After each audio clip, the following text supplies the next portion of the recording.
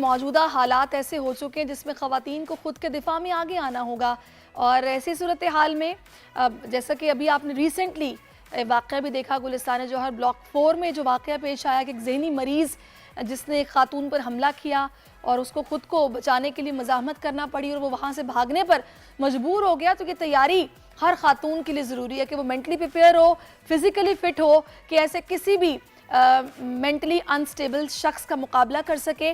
تو ایسی صورتحال میں ہم دیکھ رہے ہیں کچھ لوگ جو کہ بڑی زبردست کاوش کر رہے ہیں اور ان کو سراہا جانا بہت ضروری ہے.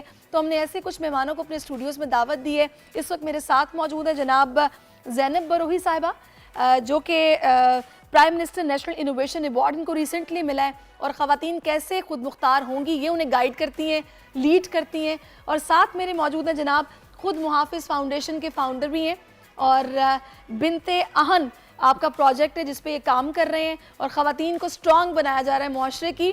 تو thank you so much for your time both of you, بہت شکریہ.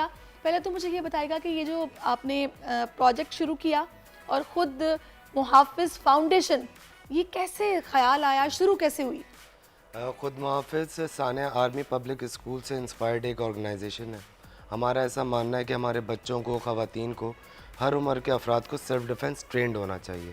اور اس وقت بھی ہمارے بچے اگر سیلف ڈیفنس ٹرینڈ ہوتے تو the damage which was caused on that day could have been mitigated, could have been minimised. یہ سوچ لے کے خود محافظ نے آغاز کیا تھا. میں بات کر رہا تھا بچوں کی اور خواتین کی، تو اب ہمارے دو الگ سیگمنٹس ہیں. بچوں کا جو سیگمنٹ ہے ہم اس کو کہتے ہیں ہمارے ستارے، اور اس کے اندر بچوں سے ریلیٹڈ تمام تر ذہنی اور جسمانی ٹریننگز ہیں. جو خواتین کا سیگمنٹ ہے وہ کہلاتا ہے بنت اہن. اور بنت اہن اس وقت پاکستان کا پہلا female bike riding club with self defence run کر رہا ہے آن گراؤنڈ. اچھا، بائک رائڈنگ بھی سکھائی جا رہی ہے اور سیلف ڈیفنس بھی سکھایا جا رہا ہے. بالکل. سیلف ڈیفنس کس طرح آپ لوگ ٹرین کرتے ہیں؟ سیلف ڈیفنس ہم فزیکلی بچیوں کو ٹرین کر رہے ہوتے ہیں کالجز میں، یونیورسٹیز میں، ہاؤس وائف کو، ورکنگ وومن کو. ہمارے پاس اپنی فیسلٹیز ہیں، دوسری ادارے ہیں جن کے ساتھ ہم کولیبریٹ کر کے جو ہے ان کو سکھا رہے ہوتے ہیں. صرف 1 سال کے عرصے میں ہم نے لاسٹ ایئر 2022 کے اندر بنت اہن کو لانچ کیا تھا ویمنس ڈے کے اوپر، اور 1 سال کے اندر الحمدللہ ہم نے 1500 سے زائد خواتین کو آن گراؤنڈ ٹرین کیا ہے. یہ صرف باتیں نہیں کی ہیں، آن گراؤنڈ جا کر فزیکلی ان بچیوں کو ٹرین کیا ہے، اور it is a doable thing. کوئی ایسا چیز نہیں ہے کہ یہ تو زینب بتائیں گی کہ ڈویبل ہے یا نہیں ہے. زینب آپ تو ماشاءاللہ اتنی ساری خواتین کو آپ گائیڈ بھی کر رہی ہو، ٹرین بھی کر رہی ہو. ظاہر ہے ہر کسی کا اپنا مزاج ہے، اپنی فزیک ہے، اپنی فٹنس ہے، اپنی سوچ ہے. کتنا مشکل کام ہے؟ مشکل تو نہیں ہوتا کیونکہ اب تو آئیڈیا ہو گیا کروانے کا کہ کس طرح سے کروانا ہے، کیسے لے کے چلنا ہے. تو کبھی کبھار ایسا ہوتا ہے کہ کوئی ممبر یا لیڈی ایسی آ جاتی ہے کہ ان کو تھوڑا سا سمجھانا مشکل ہو جاتا ہے، پر الحمدللہ کہ اب تو کافی ساری عورتوں کو ٹرین کر چکی ہوں، لڑکیوں کو ٹرین کر رہی ہوں، اسٹل کر رہی ہوں. 200 سے زائد لڑکیاں میں نے ٹرین کر چکی ہیں. بات ہے بھئی آپ کی.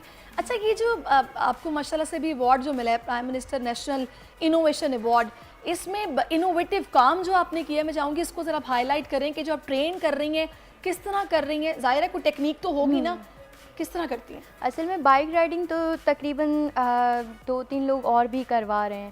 ہم لوگ بائک رائڈنگ کے ساتھ سیلف ڈیفنس بھی کروا رہے ہیں کہ وہ سواری بھی اپنی کرے اور وہ اپنی حفاظت بھی کر سکیں. کہیں کوئی لات یا مکہ چلانا ہو تو بائک چلاتے چلاتے وہ بھی لگ جائے. کوشش تو یہی ہوتی ہے کہ وہ اتنا مینٹلی پریپیئر ہو، فریز نہ ہو. کہ اکثر ہوتا ہے نا کہ اگر وہ بائک چلا بھی رہی ہیں تو کسی نے برابر سے کچھ بول دیا تو وہ فریز ہو جاتی ہیں. تو یہ والی چیز نا ان کو مینٹلی اسٹرانگ کرنے کے لیے پھر ہم ان کو سیلف ڈیفنس کرواتے ہیں، ان کی مینٹل ہیلتھ پہ کام کرتے ہیں. تو اچھا، ویسے میں ایک بات آپ کو بتاؤں کہ یہ اتنا ضروری ہے. یہ ابھی جو گلستان جوہر میں واقعہ پیش آیا، یہ تو ایک ابھی ریسنٹلی ہمارے سامنے، آپ کو یاد ہوگا لاہور سائڈ پہ چنچی میں کچھ خواتین پیچھے بیٹھی تھی اور ان کو ایک لڑکے چھیڑ کے چلے گئے تھے، اور باقاعدہ اس کی ویڈیوز بھی آئیں اور انہوں نے بھی شاید معافی مانگی، انہیں پکڑا گیا تھا.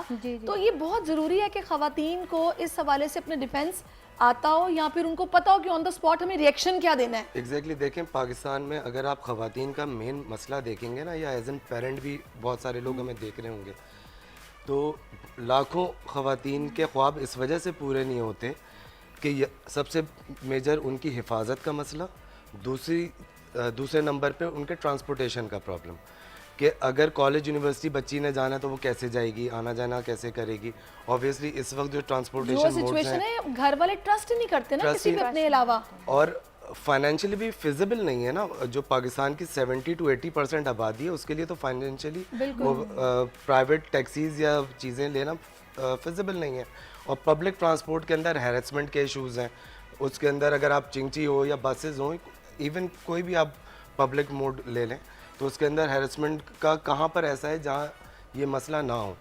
تو واٹ وی تھاٹ میں از, کئی ایسی خواتین کو جانتی ہوں کہ جو اس ہیراسمنٹ کی وجہ سے کالج جانا چھوڑ دیتی ہیں, جاب پر جانا چھوڑ دیتی ہیں, کیونکہ انہیں لگتا ہے کہ جو اس نے کرنا تھا کر کے جانے والا کر گیا, اگر میں شور کروں گی تو وہ تو چلا گیا, اس میں میری بدنامی ہے.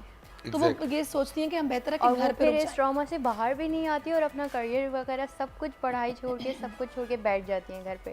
پھر وہ بعد میں خیال آ رہا ہوتا ہے کہ یار کاش کر لیتی, کاش میں یہ ہو جاتا. تو آپ پہلے ہی اسٹیپ لے لو, پہلے ہی اپنے آپ کو اتنا اسٹرانگ رکھو کہ آپ معاشرے میں نکل سکو. صحیح بات. اگر آپ اتنے اونچے خواب دیکھتے ہو تو پھر آپ اپنے آپ کو تیار بھی رکھو ان سب چیزوں. اچھا عمر صاحب, ابھی یہ جو آپ نے گلستان جوہر کا واقعہ دیکھا ہے, اس پر آپ کی رائے کیا ہے؟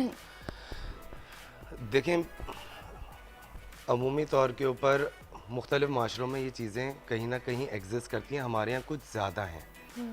ہمارے یہاں اس وقت ہر دوسری عورت ہیراسمنٹ کا شکار ہے. صحیح. بہت کم, اس کے اندر سے شاید 1% سے بھی کم خواتین ہیں جو اس بات کا اظہار کر دیتی ہیں, اور وہ خواتین 1% بھی نہیں ہیں جو اس کو ڈیل کرنے کی صلاحیت رکھتی ہیں. بالکل.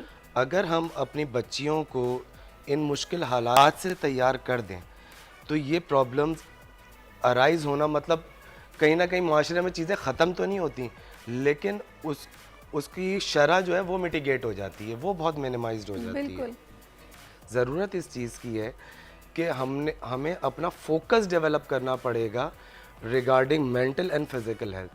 ہمیں اپنی بچیوں کو سکھانا پڑے گا کہ انہوں نے, ہم بینگ این پیرنٹ, آپ کب تک پروٹیکٹیو ہو سکتے ہیں, آپ کتنا پروٹیکٹیو ہو سکتے ہیں. ظاہر ہے آپ کی کاؤنسلنگ یا ٹریننگ ہی کام آئے گی جو آپ کو ملے گی. ایگزیکٹلی.